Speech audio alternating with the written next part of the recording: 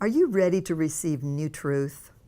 I don't mean just today. Of course, I love our visits together through these daily devotions, but I'm talking about just your attitude in general. Are you a believer that is always listening for new truth? This is a wonderful lifestyle, and I encourage it because Christ Himself is always revealing truth to us by His Spirit.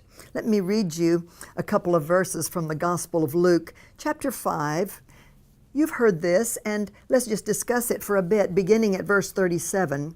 No one puts new wine into old wineskins, or else the new wine will burst the wineskins and be spilled, and the wineskins will be ruined. But new wine must be put into new wineskins, and both then are preserved. Verse 39. And no one, having drunk old wine, immediately desires new, for, he says, the old is better. Now, of course, we know that Jesus is talking rather in a parabolic way about the newness of His kingdom, the new lifestyle that is being introduced by His example, ultimately by His death, burial, and resurrection. And He's talking to those who are Jews, who are righteous Jews, Jews who keep the law, who are serious about their faith and God's commands given to them through Moses. And so here Jesus comes on the scene as one of them, but He's bringing something new.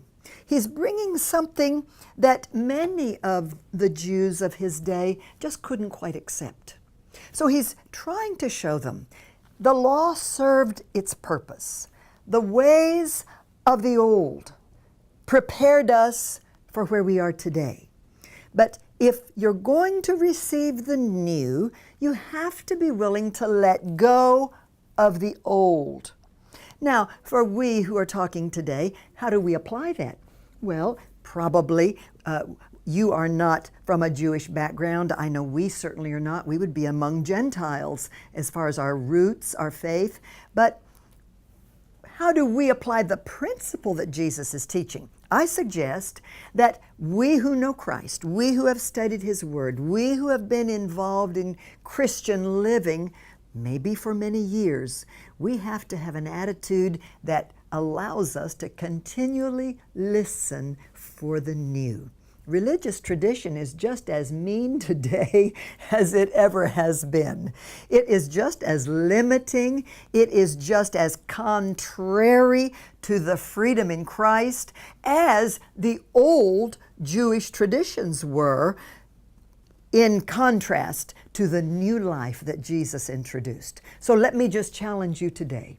Cultivate a desire for the new. Don't be afraid, because if Christ is living in you, He will guide you, He'll protect you. Everything that you hear that sounds new isn't wrong. If Jesus is in it, be ready for the new.